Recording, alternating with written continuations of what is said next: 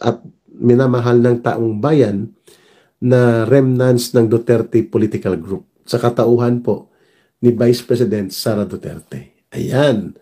So, hindi na po sila nagpapatumpik-tumpik. Target talaga nilang i-eliminate ang dalawa, ang magtatay. Para po, kung na-convict si Pangulong Sara Duterte dyan sa Senado sa kanilang bogus at pansit kanto na impeachment complaints, pero because ang impeachment is a numbers game, itong Marcos Romualdez na gobyerno will be very successful to eliminate and paralyze the political influence of the Duterte political group, lalo na naka-dischero na, no? Naka-exile illegally, pinatapon si Pangulong Duterte doon sa Europe at isusunod nilang ipakonvict sa kanilang Senado na maniobra nito na tinutulungan ng mga komunistang grupo si Vice President Sara Duterte. At alam niyo po ba kung bakit nila nagagawa yan sa international level? Sapagkat mayroon pong binuo na front organization ang Common Philippines na pinangunahan ni Joe Masison noong nakaraang 2004-2005 yata. Ang pangalan niya ay ILPS, International League of People's Struggle, ILPS. Ang ILPS po, ang International League of People's Struggle, mga kababayan, ito po ay binuo ng International Department sa pangunguna nila Joe Masison para po magkaroon ng mga fraternal and tactical and long-term alliances sa iba't ibang mga pro-socialist groups, lalo sa Europe, sa Canada at sa Estados Unidos upang magamit nila ito sa kanilang international fundraising at pagkuha po ng tinatawag na political and fraternal support, kagaya ng nakukuha nilang konsesyon ngayon dyan sa may Canada, sa kung na nakalilinya sila sa loob ng parliament. At dito din po sa Australia Labor Party na nakakapag-infiltrate sila both sa New Zealand at Australia. At ganun din po sa Europe, kaya nila nagagamit yung illegal at napaka-iskandaluso na maniobra sa paglalabi po na mapalabasan po ng arrest order si Pangulong Duterte. And by the way, hindi pala red notice kundi letter of diffusion ang pinadala kay Marcos na on process na ang paglalabas ng arrest order kay Pangulong Duterte.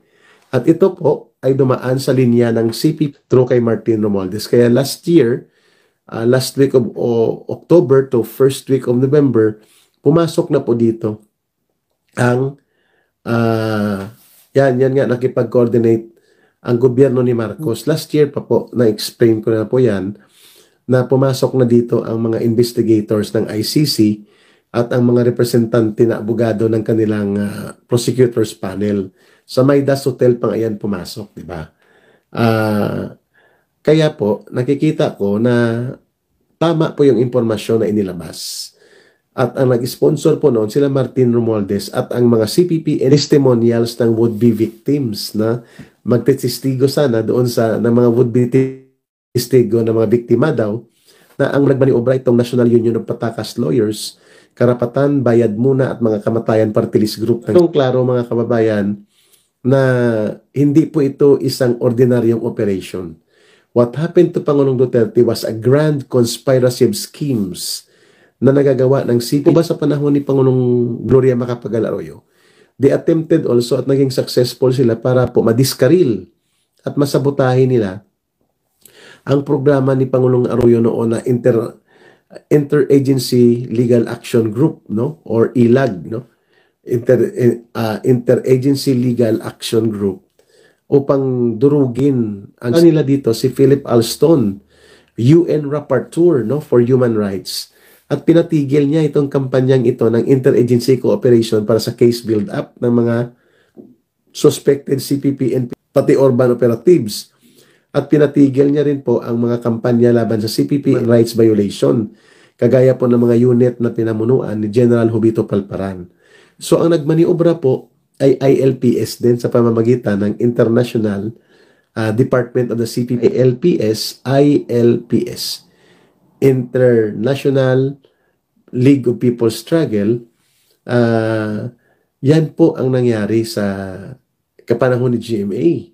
Binuhag po itong Interagency Legal Action Group na nagbubuo ng mga case build-up laban po sa CPP at upon orders ni Philip Alston, pinakakasuhan niya ang mga military officers. Kasama po dyan si General Jubito Palparan. Yan po ay isang malinaw na operations po ng CPP National Department. Si Loida Nicolas po, nakikipagsabuatan din yan sa mga urban operatives international level ng CPP and po sa Amerika. No? Kaya malinaw mga kababayan kung ano po ang nangyari kay Pangulong Duterte. It was a grand scheme of a very premeditated, well-planned, and highly funded mafia-type operations na nagkaroon ng conspiracy sa pagitan po, thank you sa mga nagpapakulay at mga nagbibigay ng simpatya. At ang isang nagmaniobra po dyan ay ang mukha po ng CPP International Department na ILPS. At mayroon sila dyan international office, ang CPP na tinatawag nilang International Department or International Office of CPP nilang NDF International Office. Yun. Sa Utrecht, the Netherlands. Yan. Sana mapuntahan ko rin ito, no, mga kababayan. And by the way, before po ako mag-exit muna, pansamantala, at babalik naman ako after mga few hours makapagpahinga lang, ay magkakaroon po ng Global Solidarity of Global Pinoy Power on March 28. Birthday po ni Pangulong Duterte sa iba't ibang panig ng mundo at sa iba't ibang bahagi ng bansa, magkakasabay po na ilulunsad ang panawagang na Bring Him Home at Marcos Alice, Marcos Step Down, Marcos Layas, Marcos Alice, and Marcos Resign. Ulitin ko po I think magsisimula yung iba umaga pero karamihan after lunch hapon.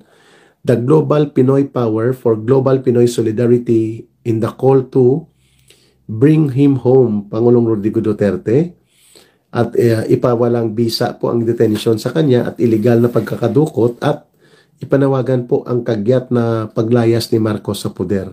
Ang Marcos Layas, Marcos Alice at ang Marcos Resign, Marcos out now.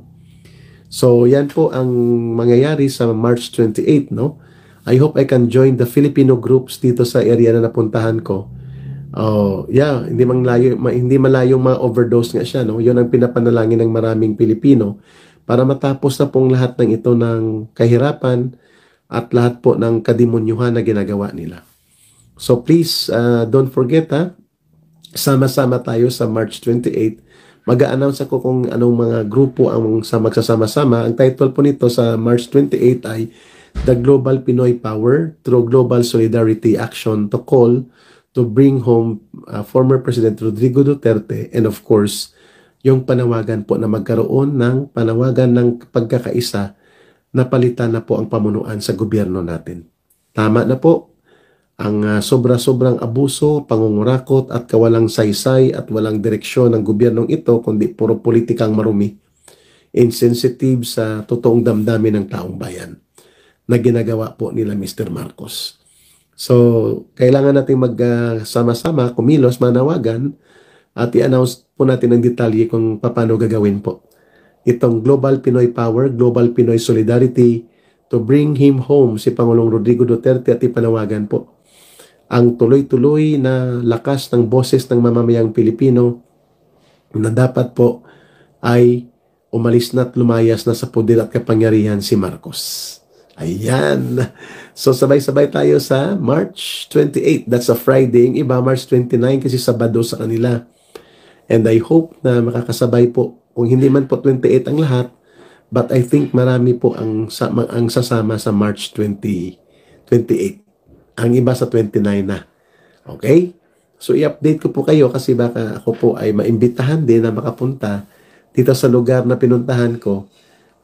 Upang ako po ay makapagbigay din po ng mga pananaw, no? O marami diyan mga kwanyan, Alkin, mga zombie po yan, hindi ko na binabasa, hindi ko na pinapatulan. At sige lang, tuloy lang tayo at hindi nila tayo mapapatigil. Marami kayong update na maririnig pagbalik ko after nito. Inaantay ko po kasi ang ating mga iba pang impormasyon. Ano ko na lang mamaya yung mga nagpa-flooding para hindi maka-comment. Mga zombie at mga trolls ang karamihan dyan na gumagawa, no? Ipa-stop na lang natin siya maya-maya o kung next na makita ko siya kasi cellphone ang gamit ko, pasensya na kayo ha, Alkin at sa iba pa. Muli, maraming salamat sa inyong pagsubaybay sa ating Ka-Eric Live. Thank you so much sa more than 53,000 subscribers na po. Maraming salamat sa tumulong at tumutulong sa pamilya ko, kay Langging, at ganoon din po for your prayers for my safety and for my family. Kayo din po, ipanalangin ko ang pag-bless sa inyo ng Panginoon upang magtuloy-tuloy din po ang biyaya at proteksyon sa inyo at sa inyong pamilya. Let us always love our God in our country as we also find ways to serve and help our own people. Mabuhay po kayo. Maraming salamat sa tumutulong kay Ka-Eric kung saan man po ako, sa pagsalo sa akin na hindi po ako magiging homeless sa dayuhang bayan. Maraming salamat, hindi ko na po ipamimension ang mga pangalan ninyo.